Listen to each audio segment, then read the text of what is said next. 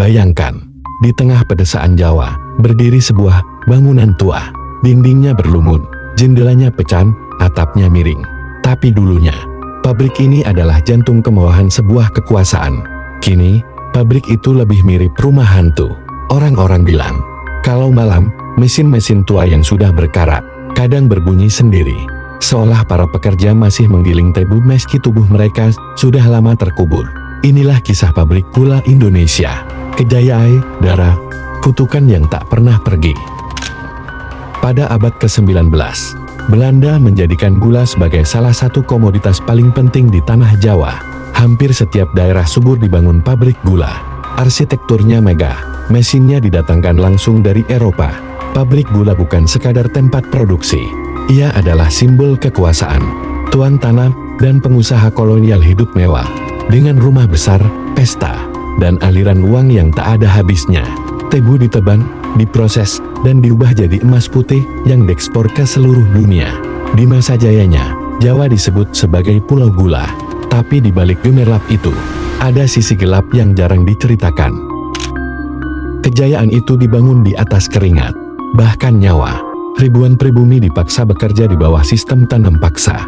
Mereka bekerja berjam-jam di ladang, mengangkut tebu, menggiling, sampai tubuh penuh luka.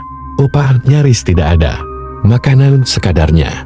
Dan, kalau ada yang melawan, hukuman cambuk, bahkan penjara menanti. Banyak yang sakit, jatuh, lalu mati di tengah ladang. Tapi pabrik tidak pernah berhenti, karena bagi penguasa, tubuh-tubuh itu mudah digantikan. Dan disinilah cerita kelam mulai berakar. Beberapa catatan lokal menyebut, banyak pekerja yang tidak pernah kembali dari pabrik. Ada yang hilang tanpa jejak, ada yang jatuh ke dalam mesin giling, dan tubuhnya hancur bercampur tebu.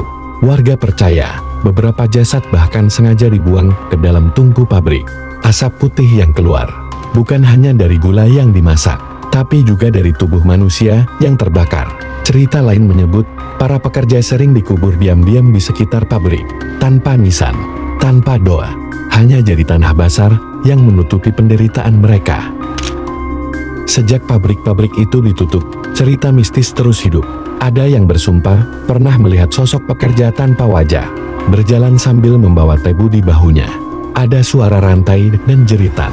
Padahal pabrik kosong dan gelap gulita. Mesin giling tua konon berputar sendiri pada malam tertentu. Dan di beberapa ruangan, bau amis darah bercampur tebu masih tercium. Bahkan, beberapa turis yang nekat masuk, katanya jatuh sakit tiba-tiba. Demam, muntah, hingga kerasukan. Seolah roh para pekerja masih menuntut keadilan. Atau sekadar mengingatkan bahwa darah mereka menetes di setiap butir gula manis. Hari ini, sebagian pabrik gula tua dijadikan museum. Sebagian lagi terbengkalai, menjadi reruntuhan angker yang ditelan waktu.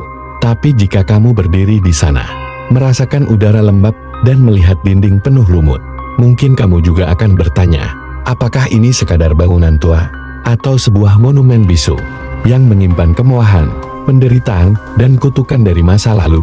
Sampai sekarang, kisah pabrik gula Indonesia masih berdiri, antara sejarah dan horor.